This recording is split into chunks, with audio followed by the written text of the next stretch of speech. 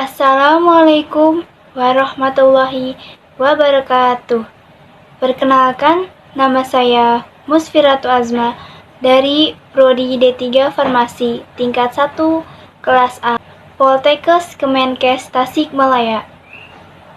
Dalam video kali ini, saya akan mempresentasikan hasil karya tulis ilmiah saya yang berjudul Penggunaan obat antihipertensi pada pasien hipertensi dengan riwayat gangguan ginjal di instalasi rawat inap. Pencegahan atau pengobatan dini lebih baik daripada pengobatan penyakit yang telah parah. Untuk itu, perlu kita ketahui tentang berbagai informasi penyakit, khususnya penyakit-penyakit yang sering dijumpai di negara tropis, contohnya di Indonesia sendiri.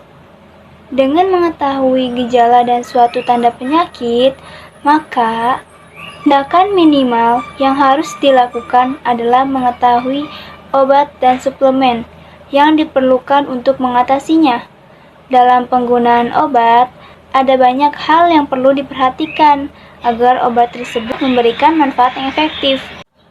Adapun hal yang perlu disadari dalam penggunaan obat, antara lain mengonsumsi obat sesuai takaran atau dosisnya dan hindari penggunaan obat dengan alkohol.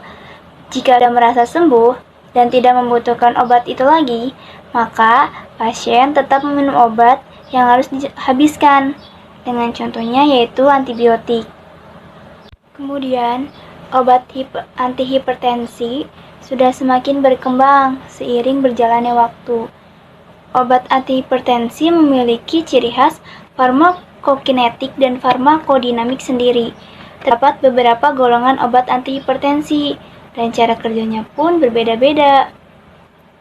Fungsi obat antihipertensi yaitu untuk menurunkan tekanan darah. Dokter akan memberikan dosis obat antihipertensi kepada pasien sesuai usia, kondisi kesehatan, tingkat hipertensi, dan respon tubuh. Obat yang biasa digunakan oleh tenaga kesehatan yaitu diuretik, ACE inhibitor, alpha 2 receptor agonis, antagonis kalsium, ARB, penghambat energetik perifer, alpha blocker, beta blocker, penghambat renin. Obat antihipertensi juga bisa digunakan sebagai terapi tunggal ataupun terapi kombinasi. Kasus yang terjadi di rawat inap mengenai hipertensi pada gejala gangguan ginjal sering terjadi.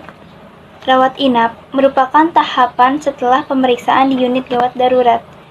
Pasien yang mengalami hipertensi akan menjalani istirahat di rawat inap. Jadi pemberian obatnya pun dikhususkan, tidak bisa disatukan dengan penyakit hipertensi pada umumnya karena memang gejalanya pun cukup berat. Di sini soalnya memiliki komplikasi. Tenaga kesehatan dalam menangani kasus ini harus sigap dan teliti. Akibat dari kelalaian salah satu tenaga kesehatan dapat menyebabkan kejadian fatal. Dosis dalam obat harus disesuaikan dengan penyakitnya. Nah, bagaimana sih pengaruh obat antihipertensi terhadap penyakit gangguan ginjal? Pasti semua orang bertanya, karena apa pengaruhnya jika obat antihipertensi itu diterapkan terhadap orang yang memiliki riwayat gangguan ginjal? Adapun tujuannya, yang pertama yaitu untuk mempelajari tentang penggunaan obat antihipertensi terhadap gangguan ginjal. Yang kedua, untuk mempelajari ketersediaan obat di rumah sakit.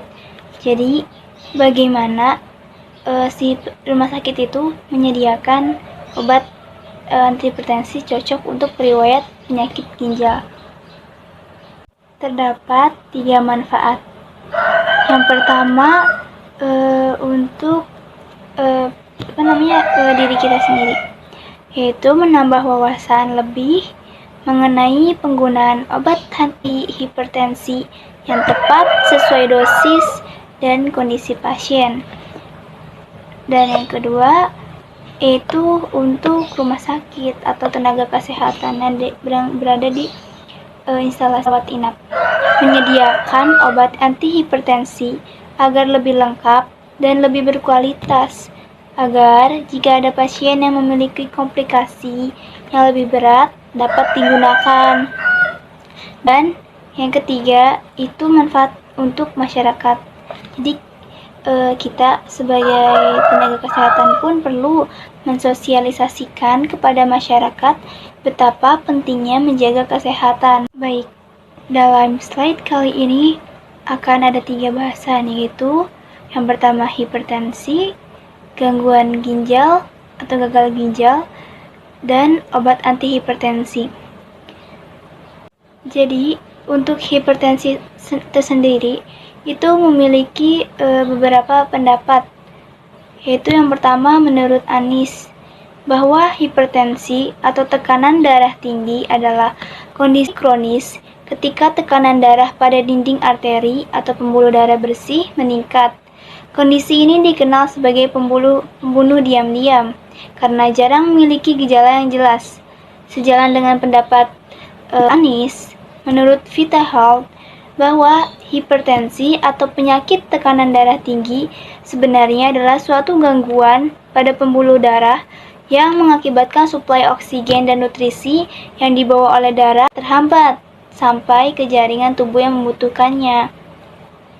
Sesuai dengan pendapat Vitahealth, menurut Ali Fariki, bahwa tekanan darah merupakan gaya yang diberikan darah terhadap dinding pembuluh darah dan ditimbulkan oleh desakan darah terhadap dinding arteri ketika darah tersebut dipompa dari jantung ke jaringan.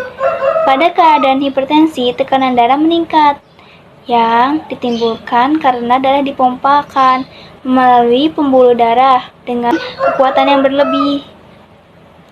Nah, dari beberapa pendapat di atas, dapat disimpulkan bahwa hipertensi adalah suatu keadaan di mana tekanan darah dalam tubuh mengalami kenaikan dari batas normal, yang hipertensi pun bisa menyebabkan kekurangan nutrisi dan kadar oksigen dalam tubuh. Selanjutnya ada gagal ginjal. Nah, gagal ginjal pun terdapat beberapa pendapat.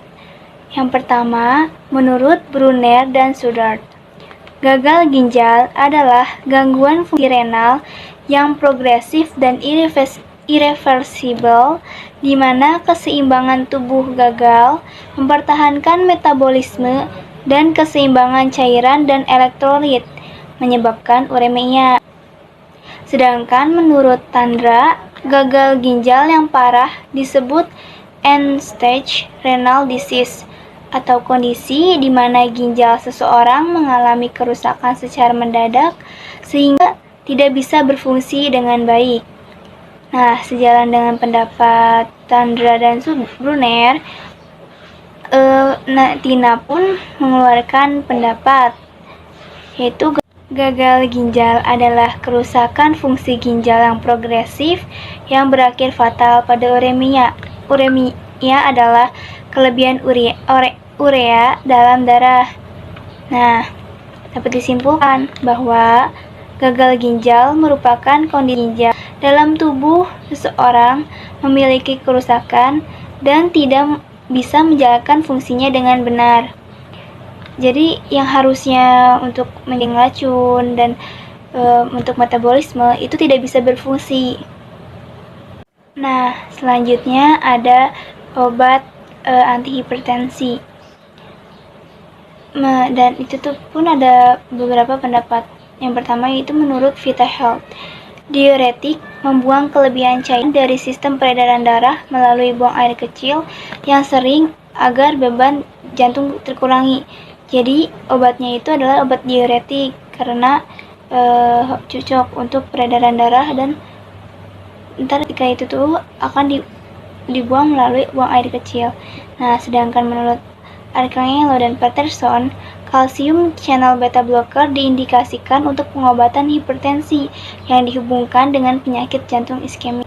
Nah, menurut Junaidi, mengatakan bahwa furosemid berfungsi dengan cara meningkatkan diuresis atau berkemih ekresi urin meningkatkan pada jam pertama setelah pemberian dan berlangsung selama 6-8 jam.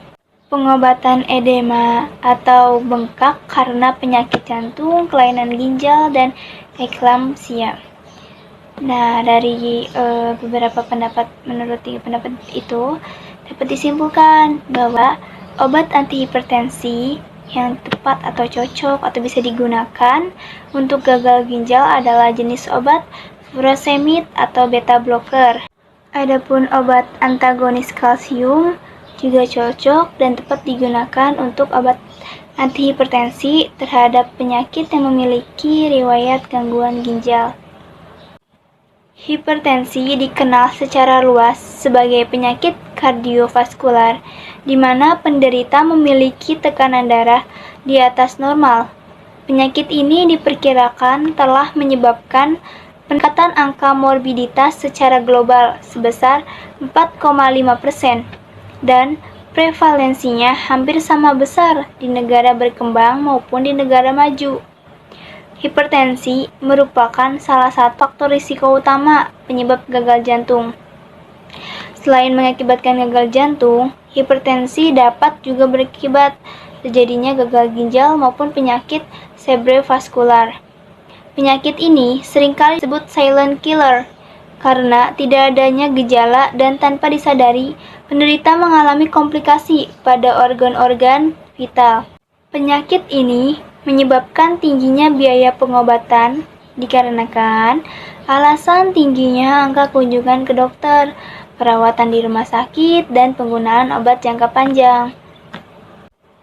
Ketika jantung memompa darah dengan teratur, dinding pembuluh darah arteri juga ikut mengembang dan mengempis seiring dengan aliran darah dari jantung, mengikuti detak jantung dan tekanan darah sistolik, diastolik. Apabila hipertensi, tekanan darah yang tinggi, maka akan menekan dan merusak dinding pembuluh darah yang terlalu renggang. Keadaan ini semakin berat jika ada gula darah yang tinggi, ikut merusak dinding endotel kapiler. Saringan ginjal terdiri atas jutaan pembuluh darah yang kecil.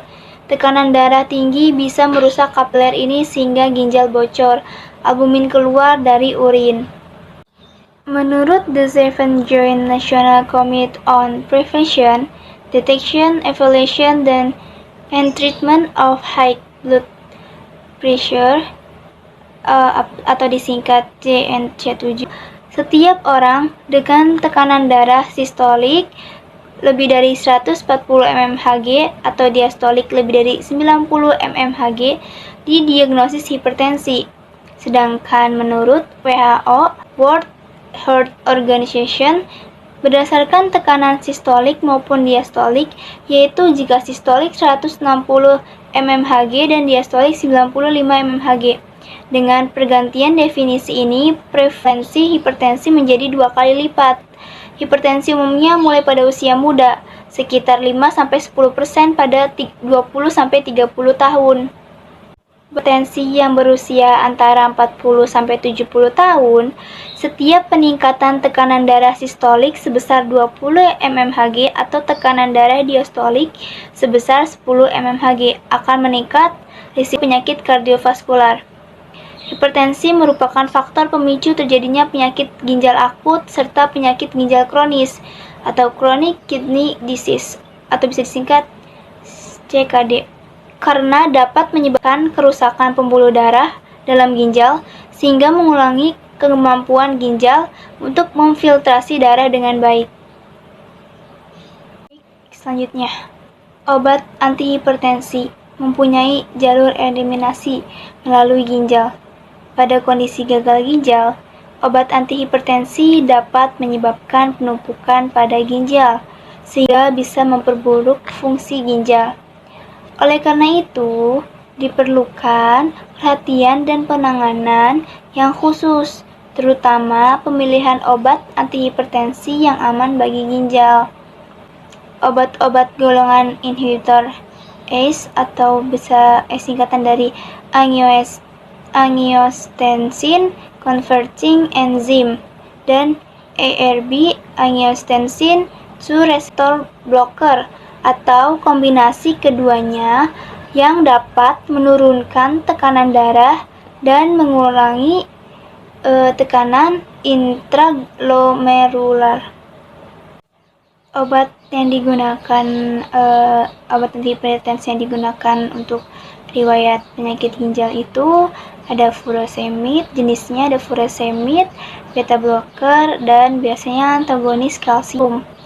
Nah, berbagai macam obat golongan antagonis kalsium yang mengandung komposisi amlodipin, nifedipin, nicardipin, tetiazem HCl, verapamil, lasidipin, lercanidipin, dan felodipin. Nifedipin mempunyai golongan antagonis kalsium yang mempunyai efek vasodilator atau pelebah pembuluh darah pada arteri perifer serta arteriola, dan juga mempunyai efek vasodilatasi pada arteri atau jantung. Pengaruh dari ketepatan penggunaan obat yang sesuai dosis yang diberikan dapat membantu menyembuhkan penyakitnya. Sebagai tenaga kesehatan, kita harus memberikan obat yang tepat agar tidak mengakibatkan hal-hal yang fatal. Pengaruh yang dihasilkan dari tiap obat pun berbeda-beda, tergantung kondisi pasien dan dosis yang diberikan. Jadi misalkan si pasiennya memiliki kondisi yang lebih kurang fit, atau misalkan kondisinya itu tidak senormal orang-orang biasanya, itu pun reaksi obat yang didapatnya pun akan berbeda dengan orang-orang yang normal seperti biasanya gitu. Adapun sarannya yaitu yang pertama, mengadakan penelitian terhadap penggunaan obat antihipertensi terhadap riwayat gangguan ginjal. Dan yang kedua itu menerapkan obat antihipertensi yang tepat saat berada di rawat inap. Cukup sekian presentasi yang bisa saya sampaikan dalam video kali ini. Mohon maaf bila ada kesalahan dalam pengucapan kata. Mohon maaf bila materi yang saya sampaikan kurang lengkap atau kurang jelas, atau suara saya kurang terdengar. Terima kasih. Wassalamualaikum warahmatullahi wabarakatuh.